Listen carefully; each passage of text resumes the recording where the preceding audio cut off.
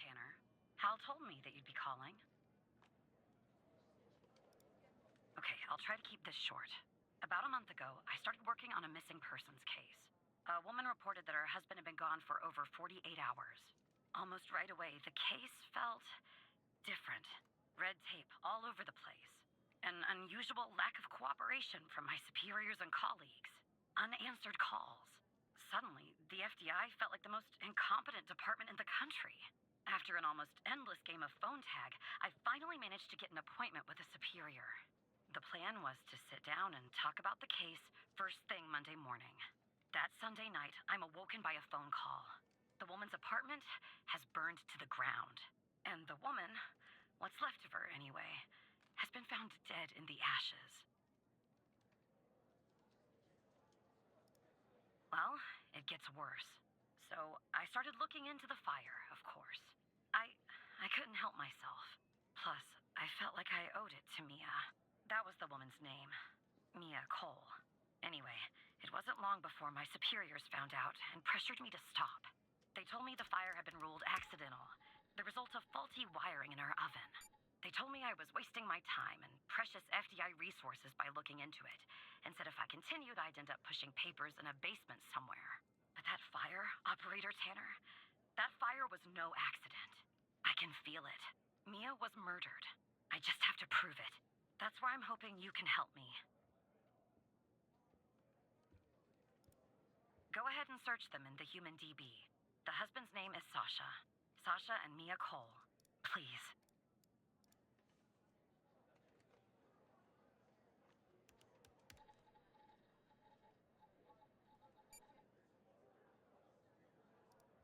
Just another coincidence, right? Look, I don't know why, but someone doesn't want us looking into Sasha and Mia Cole. But we have to, Operator Tanner. It's our job. Who's going to do it if we don't? Can you help me find proof Mia's fire wasn't an accident? You'll take a look then? Oh, thank you. As far as how to access the case files, that's not really my area of expertise. But you can ask Hal.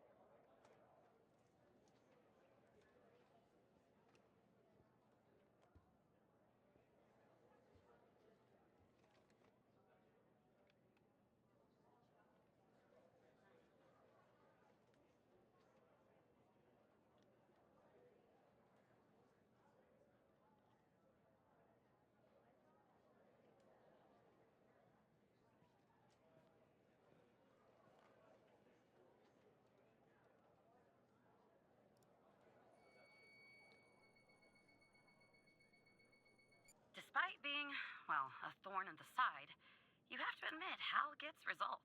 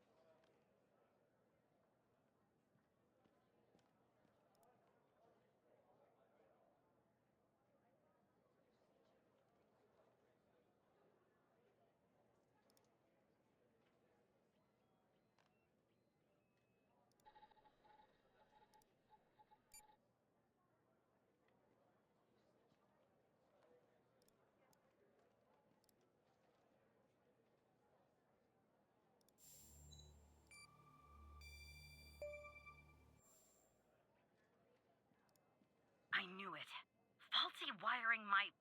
you know what. This was no accident. Someone started this fire and killed Mia. But why?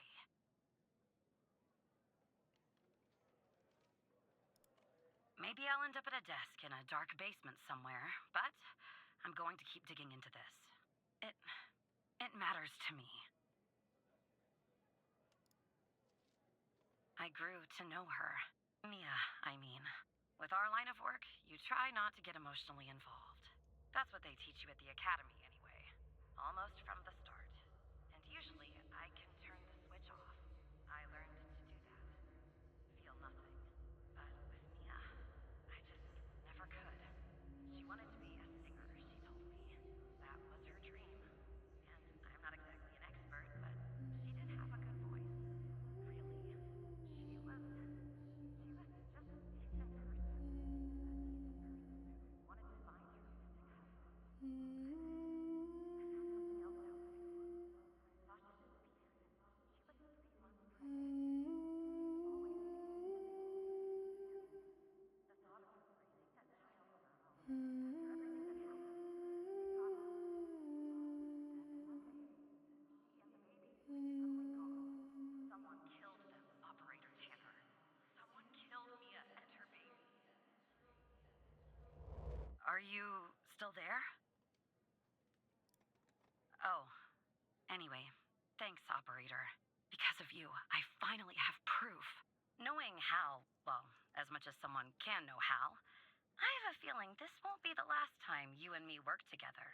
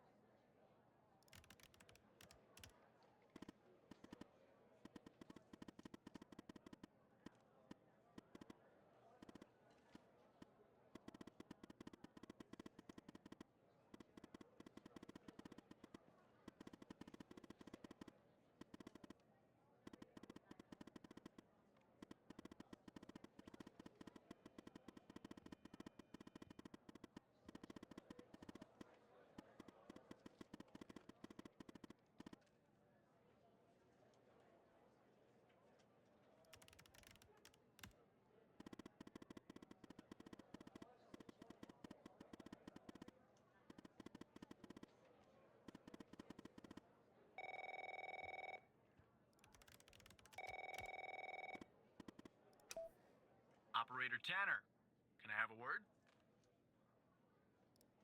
I see that you've been looking into the database entries for Mia and Sasha Cole. You want to tell me why?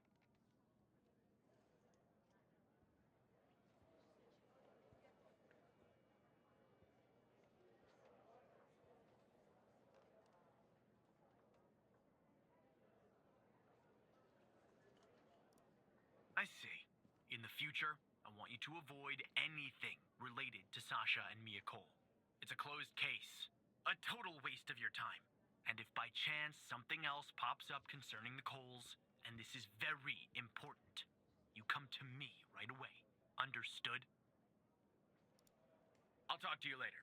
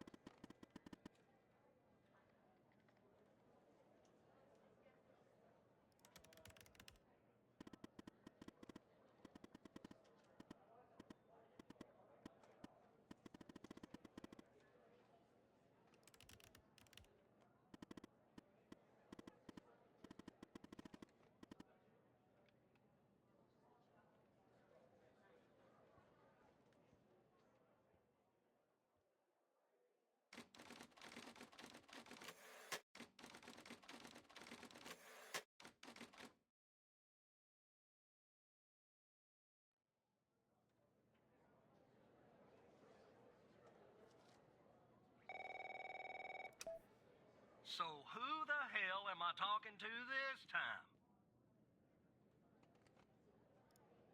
Good. You haven't been fired. I was afraid I'd have to explain this goddamn case all over again. I went back to where Connie said she took the photo in the desert. You remember, right? Where she said this, flying saucer supposedly landed. I didn't find a flying saucer or any aliens breathing their last wheezy breaths or anything like that. But I did find something else. You could say that. You could definitely say that. I found stones. A bunch of stones lying there on the surface of the sand. I'm no geologist, but they look funny to me. Like they'd been moved. Put there for a reason, you know? So, I call it in. Because I'm sure as hell not gonna dig myself, Tanner. Not in this suit. A team arrives an hour later, and they start digging. Sure enough, under one of the stones, they find a body. Advanced state of decomp. They dig under another stone. And lo and behold, this time they find an entire skeleton.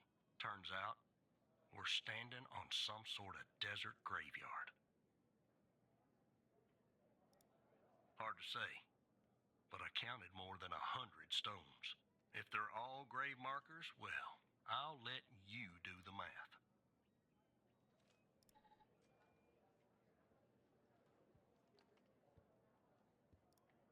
Yeah, messed up, right? And judging by the size of the skeleton, it belonged to someone young, Tanner. Real young. Look, I won't beat around the bush.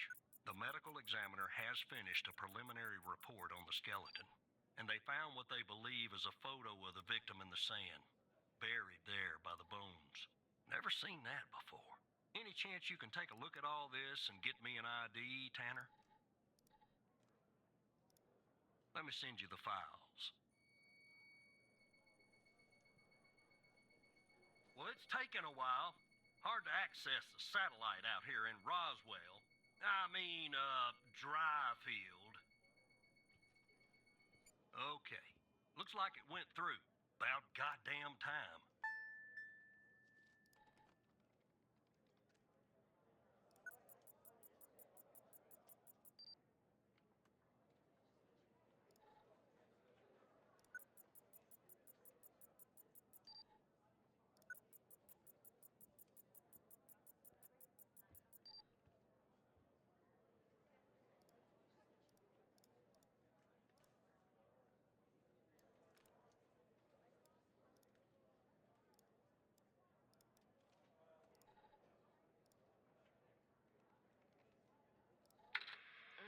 The skeleton appears to be female, estimated at 9 years of age. Starting the examination now. Initial observations show well preserved and intact bones. No visible signs of trauma or damage. The subject is missing her left incisor. The rest of the dentition looks good. No decay or disease is present. Moving on. Here's something interesting. One of the metacarpal bones on her left hand, the metacarpal 3, has a slight curvature. You don't see that a lot. So, to summarize, the subject appears to have been a female, approximately 9 years of age, with a missing left incisor tooth and a slight curvature in the metacarpal 3 in her left hand. Based on the level of decomposition, the body appears to have been buried for approximately 6 to 8 months. Further testing and analysis is needed to determine the cause of death.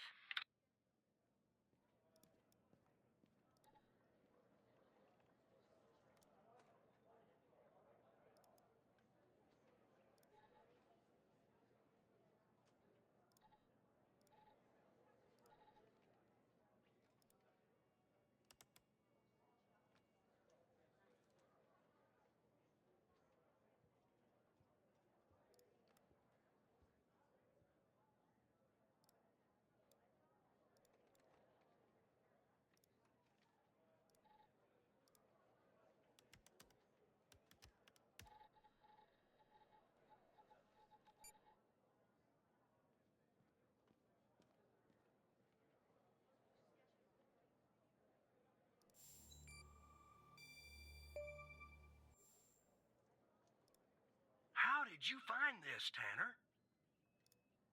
Just when you think this case can't get any weirder, that's exactly what it does.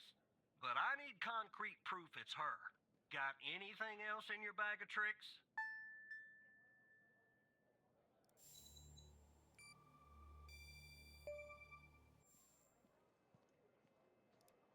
I'll be damned. 9 years old, Tanner. Breaks your goddamn heart.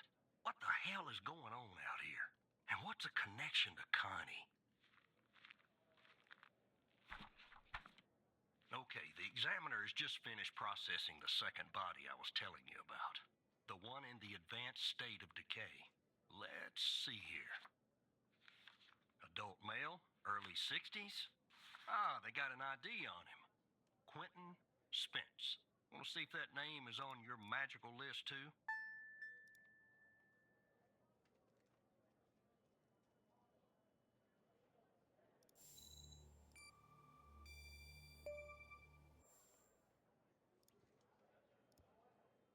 So there's definitely a link. I see some of the names have been crossed out.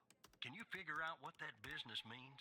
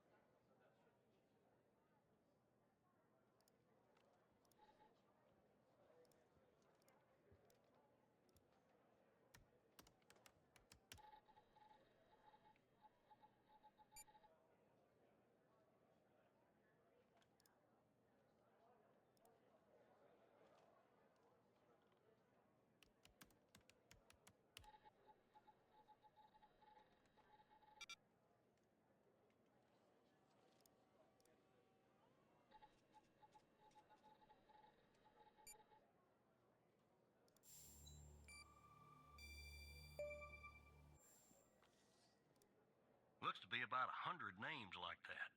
That number matches the stones. God damn. And if I was a gambling man, I'd say the circled persons are still alive. Like our Connie. There's something else about Spence, Tanner.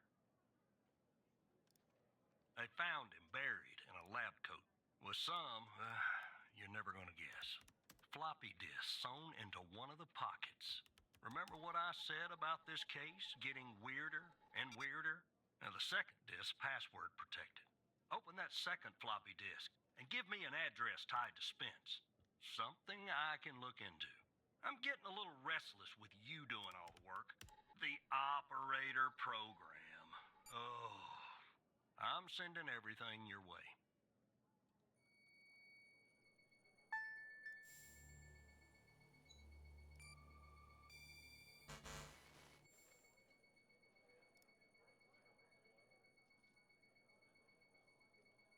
There you go.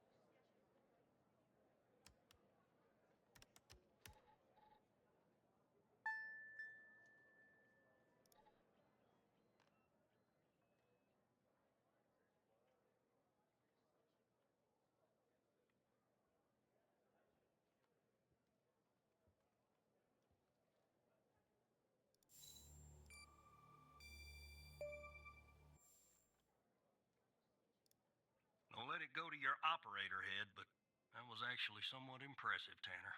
The address you sent, it's not far from here. I'll check it out first thing in the morning. Tonight, I think I'll help the team exhume the rest of these bodies. Screw the suit. God help us, Tanner. God help every